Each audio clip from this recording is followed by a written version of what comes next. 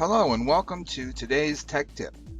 Have you ever found yourself trying to create some measurements and had to wait to make your picks because it looked like SOLIDWORKS was cycling through every face and highlighting it on your CAD model? It really affects performance and slows down productivity.